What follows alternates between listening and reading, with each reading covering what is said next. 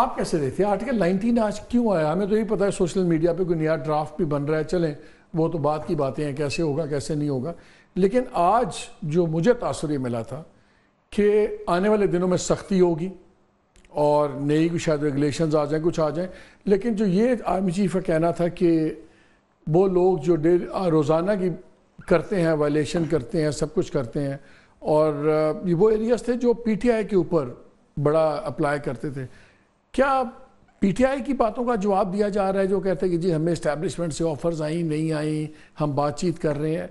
Who was he addressing?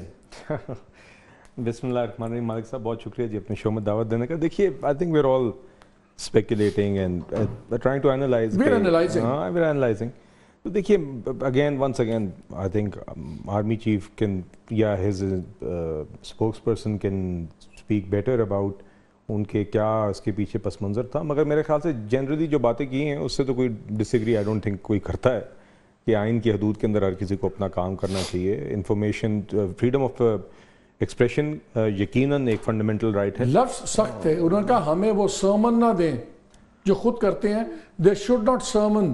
دیکھیے بات یہ نا تو یہ ذرا سخت زبان تھی. میرے ذہن میں جو ایک بات آتی ہے، دیکھیے بات یہ ہے کہ جب آپ کا جو جوان بارڈر پہ ہے نا جی، وہ بھی ایک پولیٹیکل انوائرمنٹ ضرور ہے، مگر اب ان کے بھی آپ کے ہر جوان کے ذہن میں بھی بارڈر پہ جو کھڑا ہے جو جگہ جگہ پہرا دے رہا ہے اس کے ذہن میں بھی 9 مئی کے واقعات ضرور ہیں. دیکھیے تو اس لیے آئی تھنک ایک ذہن کہہ رہے ہیں فالس فلیگ آپریشن تھا، وہ کہتے ہیں ہم نے نہیں کیا. اور ایک اور بات بھی ہے جی، دیکھیے اور حافظ صاحب نے یہ بات کی کہ جو بھی سپاہی ہے، جو بھی ہمارے سولجرز ہیں، آفیسرز ہیں جو ملک کے دفاع کے لیے دن رات وہ اپنی زندگی بھی داؤ پہ لگا رہے ہیں، تو وہ ہم سب کا سروں کے تاج ہیں. اور یقیناً ان کے بھی ہمیں ان سارے پولیٹیکل ڈسکورس میں اور ڈسکشن کے اندر جو ان کے جذبات ہیں اور جو ان کی موٹیویشن ہے وہ ضرور مد نظر رکھنی چاہیے. باقی ایشوز اپنی جگہ اور یقیناً زیر بحث آنے چاہیے.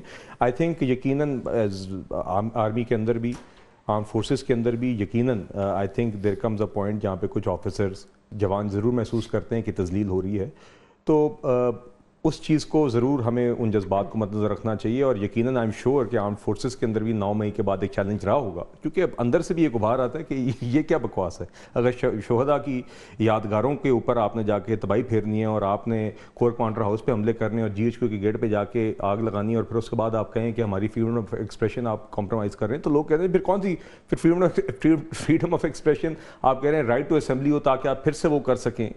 تو یقیناً اگر آپ کو آج لگ رہا ہے کہ آپ کی فریڈم آف ایکسپریشن یا رائٹ ٹو موومنٹ پہ سوال اٹھ رہے ہیں تو اس کا جواز بھی آپ نے خود بنایا ہے. دیکھیے آپ پولیٹیکل پارٹی کے گارڈ کے اندر یہ کام نہیں کر سکتے. ذہن تو کہہ رہے ہیں یہ فالس فلیگ آپریشن فالس نہیں، تو شہریار افریدی کا سڑک پہ ہونا فالس فلیگ تھا.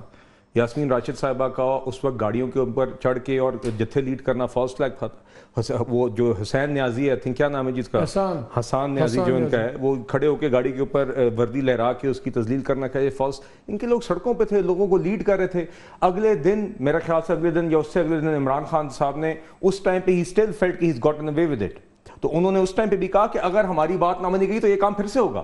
It took them nearly 2 weeks to condemn that incident, کیونکہ ان کا خیال تھا کہ جب پانی سر سے گزر گیا تب انہوں نے اپنے ورڈز ٹیک بیک کیا یا انہوں نے اپنا سٹانس بدلا.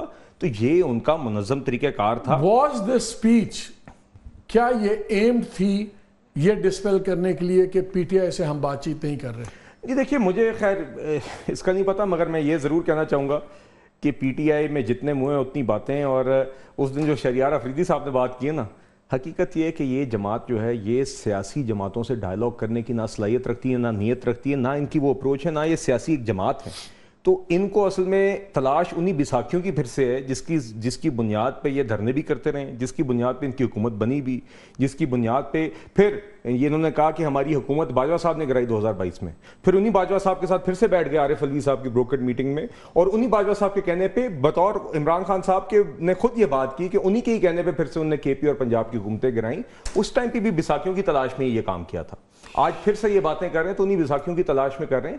تو دیکھیے بات یہ ہے انہیں بیساکھیوں پہ آپ نے بھی کوئی 2-3 باری حکومتیں بنائی ہیں، چلائی بھی ہیں، ایسی بات نہ کریں نا. مالک صاحب یہ ایکسٹینشنز آپ ہی دیتے رہے ہیں، وہ خالی تو نہ ڈالیں. ایکسٹینشن انہوں نے دی تھی جی، ایکسٹینشن بالکل عمران خان صاحب کی حکومت نے دی تھی. دوسری بات یہ کہ اوور آل جو سیاسی جماعتیں ہوتی ہیں جس میں جے یو آئی ایف بھی شامل ہے، پیپلز پارٹی ہے، پی ایم ایل این ہے اور جماعتیں ہیں، ہمیشہ ڈائلاگ کے دروازے کھلے رہتے ہیں، ڈائلاگ کا ایک طریقہ کار ہوتا ہے اور بیٹھنے کا ہر وقت ایک ماحول یا ایک سپیس موجود ہوتی ہے.